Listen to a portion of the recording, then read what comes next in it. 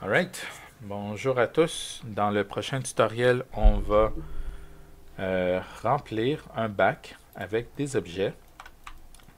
Donc la première chose que je vais vouloir faire, c'est tout simplement positionner mes Legos au-dessus du bac.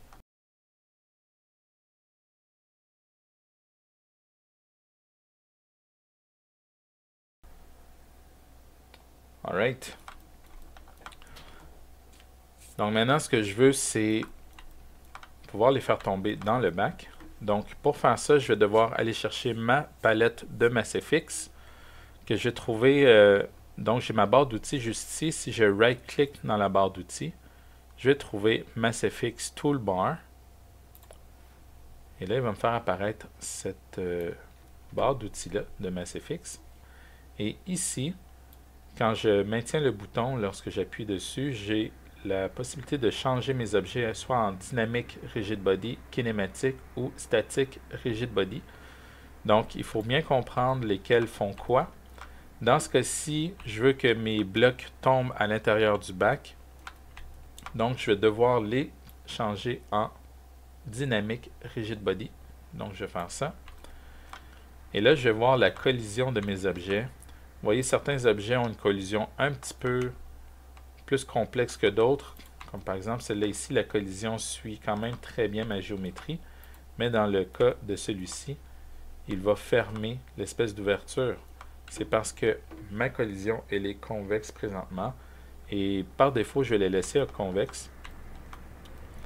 Donc maintenant, je peux faire un test.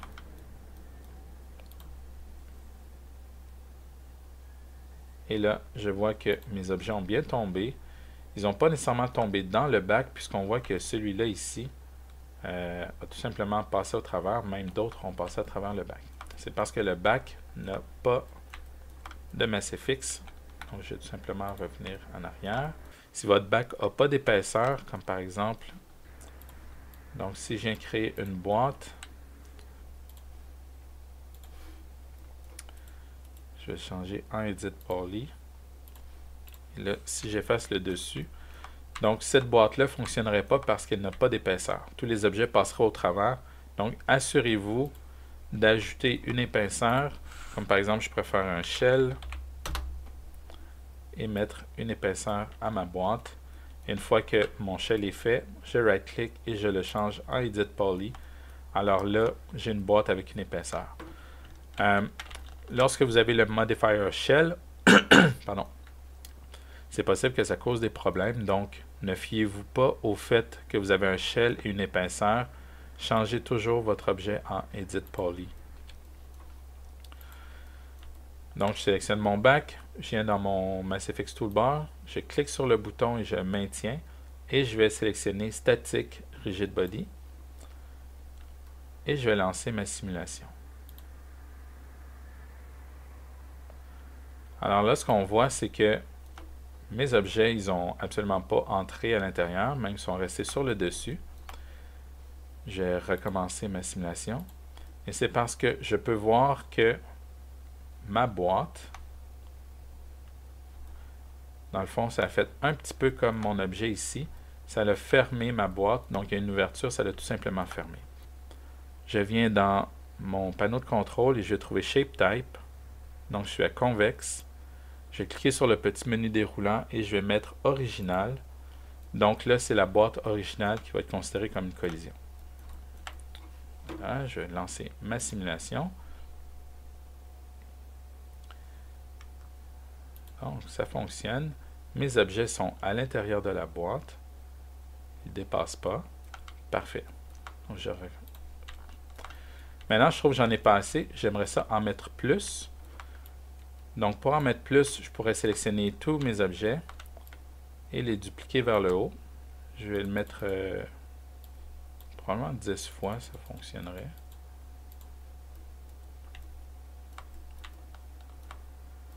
OK. Je vais faire Play.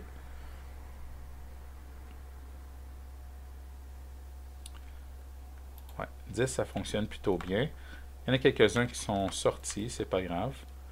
Par contre, je me rends compte que en le dupliquant, j'ai toujours la même couleur d'un côté. Donc, j'ai les jaunes tout de ce côté-là, les roses ici, les verts là. Donc, c'est pas nécessairement ce que je veux. Ce que je vais faire, à la place de les dupliquer vers le haut, tout simplement, je vais utiliser un outil qui s'intitule Array. Donc, je vais venir dans Tools. Je vais trouver Array. Array me permet de dupliquer des objets et en plus, dans le fond, d'appliquer une transformation sur la duplication des objets.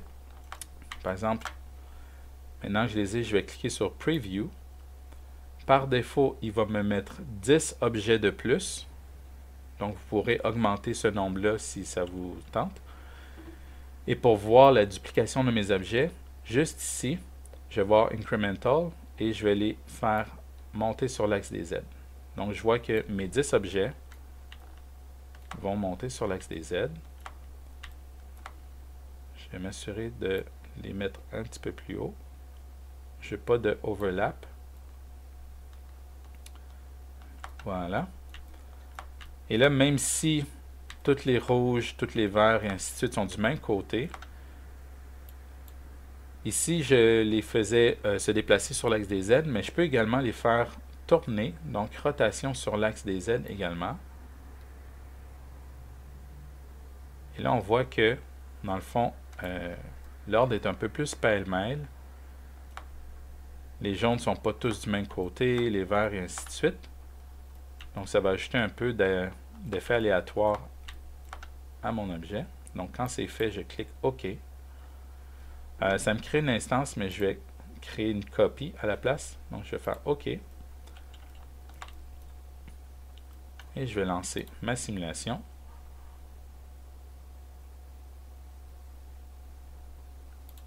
Ouais, nettement mieux, là. J'aurais pu en mettre plus que 10.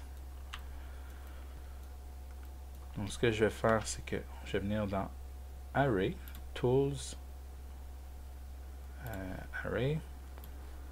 Je vais faire Preview, donc il va me remettre exactement ce que j'avais tout à l'heure.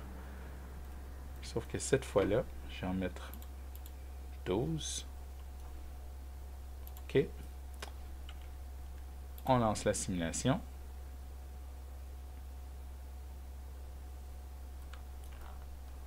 Seulement un est tombé. Pour conserver les jouets dans mon bac, exactement comme ils sont, je vais ouvrir ma boîte dans le fond de ma boîte à outils, donc le MassFX Tools, et je vais cliquer sur le deuxième onglet. Je vais faire un Bake All.